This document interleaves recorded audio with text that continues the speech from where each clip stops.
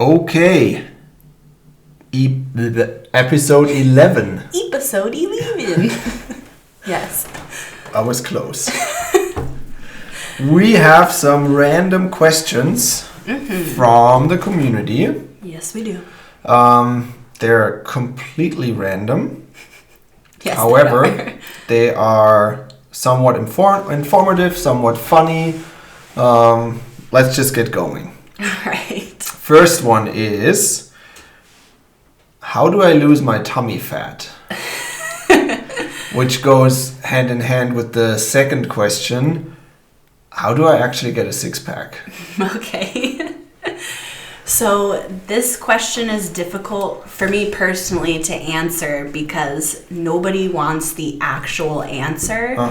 Everybody wants the quick fix, the trick that'll change everything. The pill. The magic pill. The what's the electrostimulation thingy?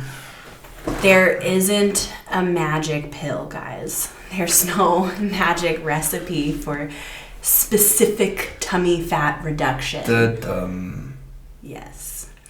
The answer nobody wants to hear, but everybody already knows, is you have to put the work in the gym and in the kitchen.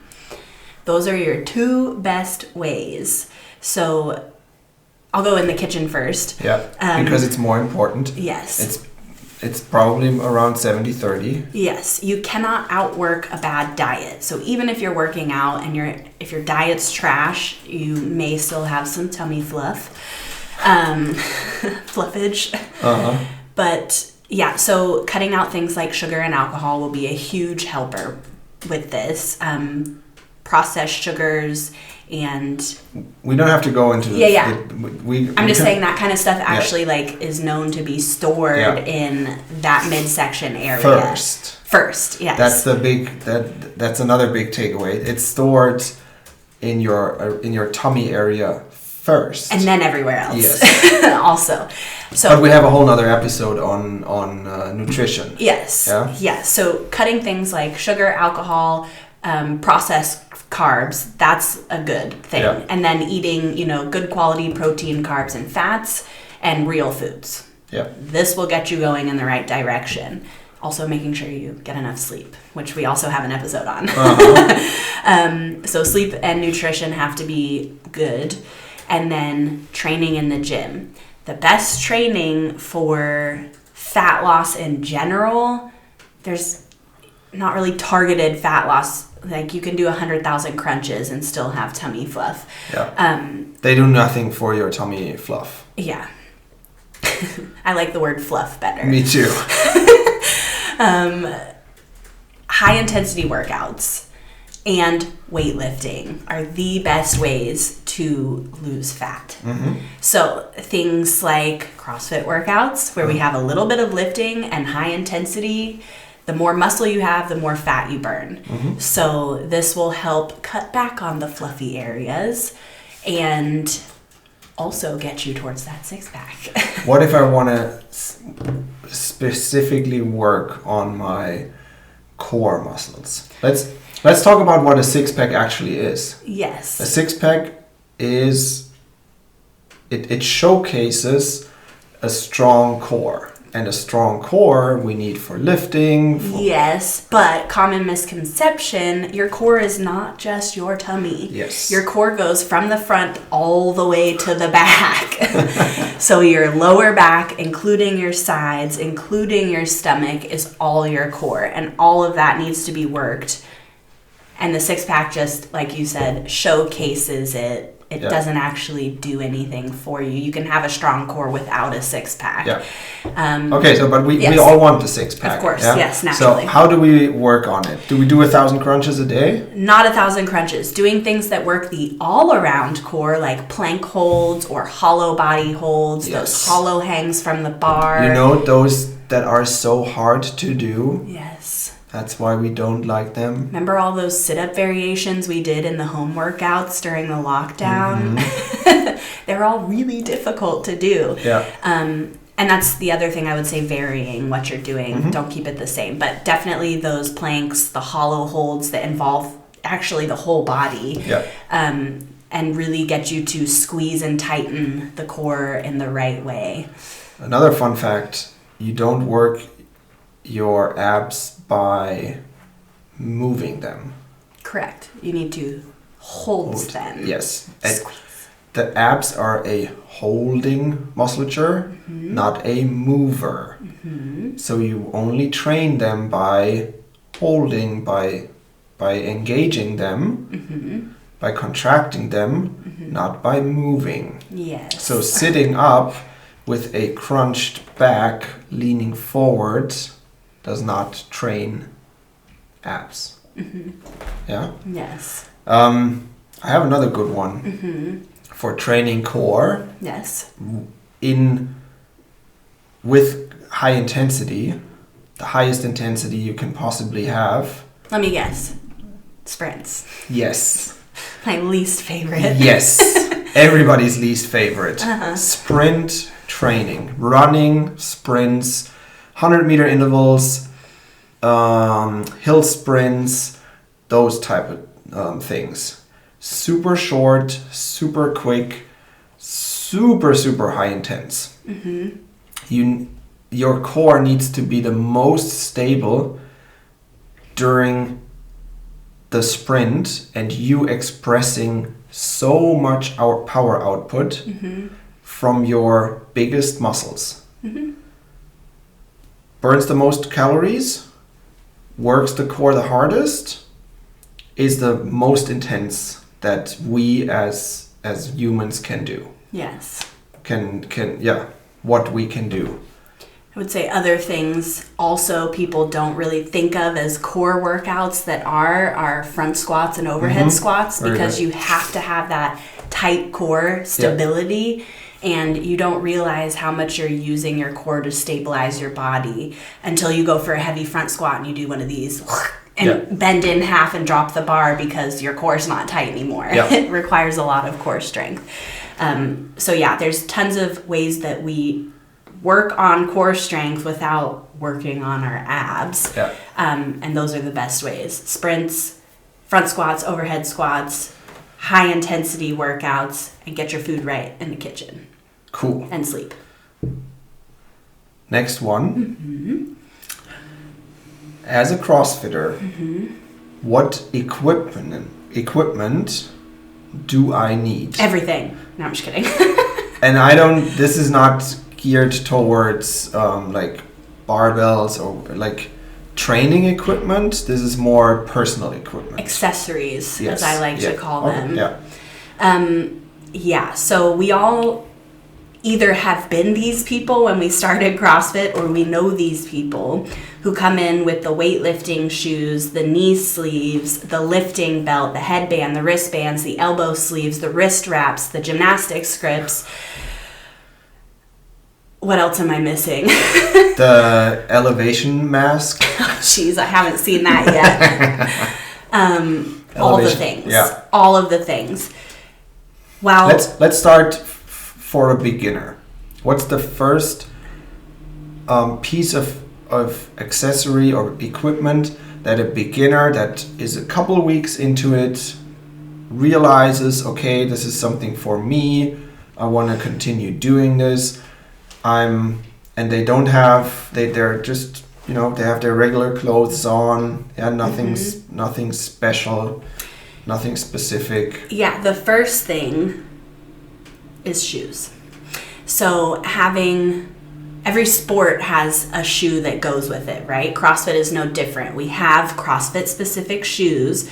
Not that you have to go buy a specific CrossFit brand, but what we're looking for, what all CrossFit shoes try to do, is that low profile where the heel and toe are relatively the same thickness. We don't want a big thick heel and then low, not thick toe, like running shoes, because the purpose of running shoes is to get your heel off the ground so you land on the ball of your foot. Or even worse, to minimize the impact you have while heel striking. Which is counterproductive, actually. We learned in the pose method running course. If you like running, you should check that out, by the way. But anyway, so we don't want the squishy soled shoes, because in CrossFit, we do a lot of weightlifting, we do a lot of jumping and weightlifting, and we want to be able to feel the ground underneath our feet. We want to be able to put our heels down and really like screw our feet into the ground. It requires stability. Yes, and you can't do that. First and foremost. Yeah. The squishy soled shoes are like, what do I tell people in my 101? It's like trying to squat on Bosu balls, like, you know, the balance balls. It's ridiculously hard and unnecessary. You're not doing yourself any favors. So shoes being number one. Yeah, that's something we would recommend a couple of weeks in. Doesn't have to be the first day. Also, let me specify, when I say like zero drop or the low profile shoes. That's what you were looking for, the word, right? Zero drop, yes. Yeah. I don't mean Chuck Taylors or like Converse All-Stars. Yeah. We need something with a little bit of support, which CrossFit shoes offer. A little bit of support, but that zero support drop. In the heel and not just loose fabric around the foot. Yes. Which Converse All-Stars are very stylish, not good for CrossFit. Good. And we also need our feet to be a little bit protected. So none of those like 5-finger toe shoe things. Those aren't ideal. Yeah. For dropping weights. Yeah. After shoes, I would say the one piece of actual equipment that is beneficial to have is a jump rope. You don't have to have one. The gym has jump ropes that are different sizes, but it's a general size that, you know, the companies put out. There's like 4 different lengths.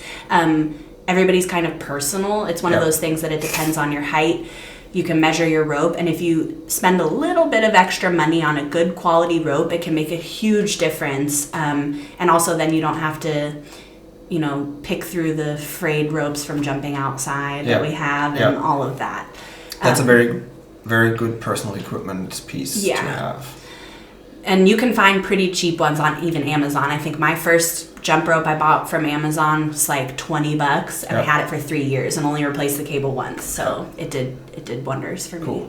Something else I recommend, but it can be very specific, is when you have wrist issues in the beginning. Yeah, when your lower arm musculature is just not up to speed to what we're putting our bodies through in a CrossFit workout, it can the wrist can hurt, not necessarily because it is bad or dangerous, but just because it's still weak, because we don't do anything with our wrists nowadays. So giving the wrists a little bit of support with what do you call them? Wrist wraps. Wrist wraps, is something that I would recommend in the beginning, not forever though. Yeah, so it should be something we're working on, lower arm muscles, but if your wrist is aching in the beginning, no question, you can support your wrist. Yeah. I don't necessarily agree with that.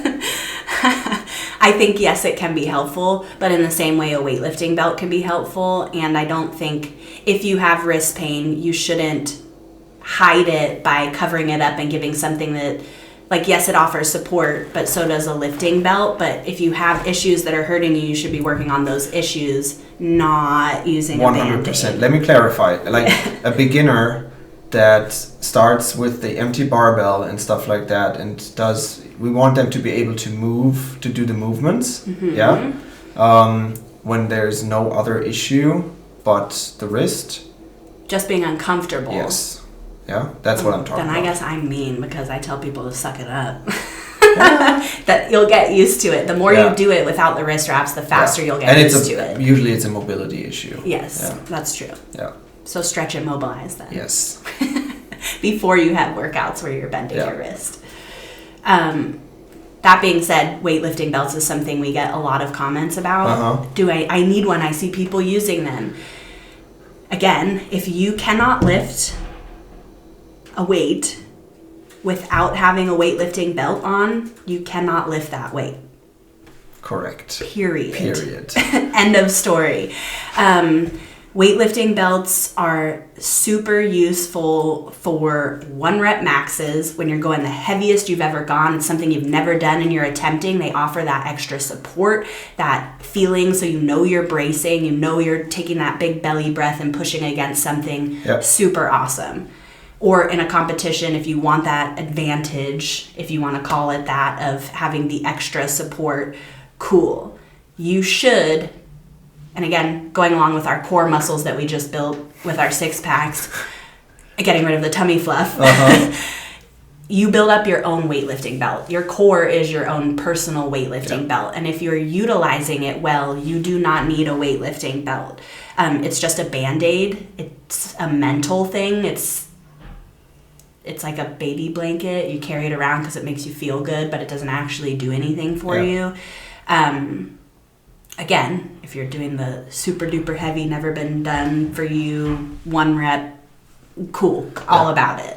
There's certainly situations where a weightlifting belt is useful, but we're targeting, or we're talking about the general population, the general CrossFitter, not the games athlete, right? And for those, us, it's all of us. Yes. Training raw, I think, is more advantageous. It's more beneficial. Yes. Than gearing up and hitting or trying to hit PRs fully geared up. When without the gear, you won't be able to replicate that. Exactly. What happens when you get so used to wearing your weightlifting belt or all the things, and then one day you forget it, or you leave your gym bag somewhere and you don't have those things? And you break your back. You're going to go, oh my God, I can't do it. Yeah. That's what you're going to think because you mentally relied on these things. Yeah. I also can't stress this enough. If you have had back problems in the past or back injuries, whatever, I get the mental thing where you want to be safe and you want to protect yourself, but the weightlifting belt doesn't do that. You can still injure your back while wearing a lifting belt, and you're not strengthening the muscles that will prevent you from hurting your back if you're constantly relying on that weightlifting belt. I would even go so far and say that it actually does the opposite. Wearing a weightlifting belt enhances the risk of injury. Because you're not using your own muscles, which is what you actually do, but prevents the... You're breathing against, or you're bracing against the belt, and you never actually learn how to brace without it. So when you're not in the gym, you're not wearing your belt, because you're not wearing your belt when you pick up your kid. Yeah. I guess. You know how to brace yourself. Yeah. How to brace. Both. Brace or brace yourself. Headbands, you can get as many as you want. Hell yeah. I love headbands for one purpose. Two purposes. A, they make you look cool. Everybody knows that. And I'm just kidding. And B, they keep the sweat out of your eyes. So that's the main thing. I wear contacts, and I don't know why, but it hurts. I've been super sweaty, and when the sweat gets in your eye, it makes everything blurry, and then the contacts floating around all crazy, and headbands really help with this. Sweatbands, headbands, go for it. Yeah, the crazier the headband, the better your workout will be. That's science. Okay, let's move on. Best pre and post workout food snack. Cool. So without getting too crazy on the nutrition side of things, working out requires energy. So the best energy source you can give yourself is some clean carbs and a little bit of protein. So things like bananas, apples, fruits are a really good source of fast carbs that you can use for quick energy. And protein that's not high in fat is good. I don't want to get too much into this, but you don't want to eat fats too soon before a workout because they're harder to digest. And then your body's working on digesting things instead of what your intended movement is going to be. So if you can stay away from the fat, so proteins like egg whites or like some chicken or whatever, you can throw it in there. And again, this is very small amounts pre-workout because you don't want to be digesting a whole bunch of food and you don't want to feel heavy and like gross inside. And I would even say you don't need a pre-workout snack, a dedicated pre-workout snack if you are eating your normal meals. Yeah. But if you were running around all day like crazy, you forgot to eat, you didn't get to eat, whatever. And you want a quick... You should. Yes. Yeah, so you don't... Pass out. Like the fruits, the banana, that would be perfect. Super good quick snack. Also, if you're in competition and you need to, like you've been working out all day long, in between the workouts is a good idea to have those kind of snacks. Fast digesting carbs. Yeah, that's pre. Yes. What does the body need post-workout? More protein and also carbs. More carbs. Yes. You need, like, this is where you can throw, like, the chicken breast with your vegetables and your sweet potatoes or your more fruit is a good idea. How am I going to carry all this stuff to the gym? Usually you go... I'm talking about the post-workout, like... Fruit is easy to take with you, yes. But, I mean, meal prepping is not that hard. But it's the easy one and the one that the cells... need immediately after a hard workout is carbs. Yeah, the fruit is good. Yeah. But you don't want to skip out on the protein either. No. And if you can avoid the protein shakes, do it.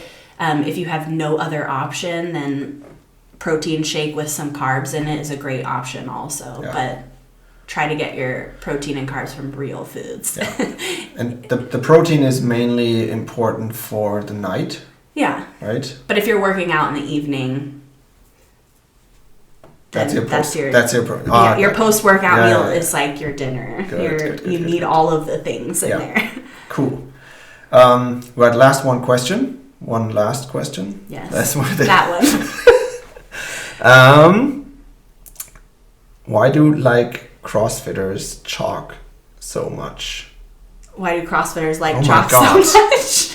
It's late. I thought you were doing the Valley Girl thing. Like, why do CrossFitters chalk so much? No, I wasn't doing the Valley Girl thing. Well, okay. Yes, we all love chalk. Chalk is great. We want to eat, sleep, and bathe in chalk. But you shouldn't. What is chalk?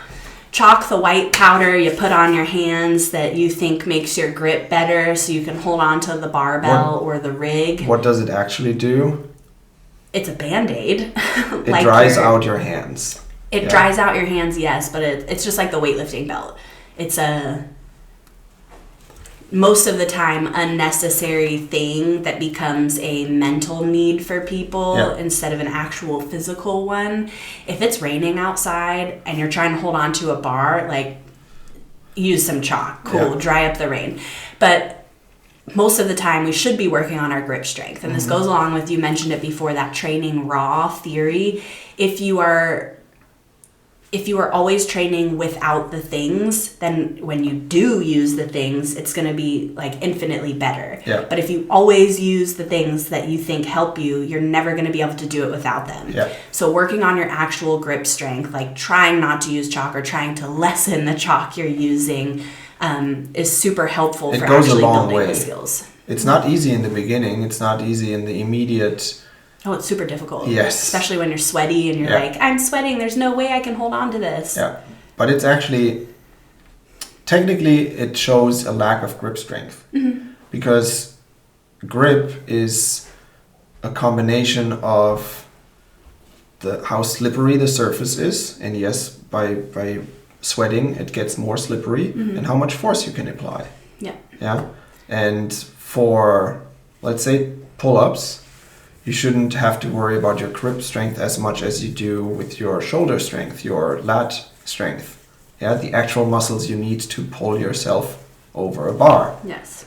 Where the grip strength is only secondary and shouldn't be the limiting factor. Yes. It also ties into our last episode on the pacing.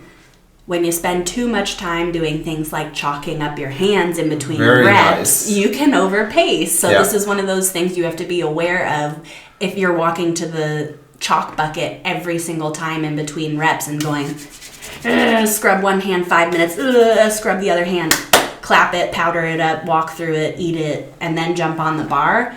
You're killing a lot of time. Yeah. Purposefully, probably. Probably at that point, yes. Especially if you're eating it, we have other issues. But you want to make sure if you're using it, it's one of those things like in a competition setting, in the open, when you want to get the best score possible. Then Or you you're can doing use, a benchmark workout. yes, or going for max reps pull-ups that you've ever done. These are the times when we want those advantages with equipment, with our chalk, with our whatever. Otherwise, try your best to use it as little as possible, or like wean yourself off a little bit, so that you can actually work on the things that need to be worked on. Train hard, fight easy. Guys, that's it. That's a wrap for this episode. Keep those questions coming. We love The them. more random, the better. Yeah. Kind of. If you want to do us a favor, like and subscribe. Mm-hmm. It's not just a saying. It actually supports and helps, and we appreciate it. Yes, and we do. If you want to, we'll see you here, guys, next time. Or you'll hear us. Or that.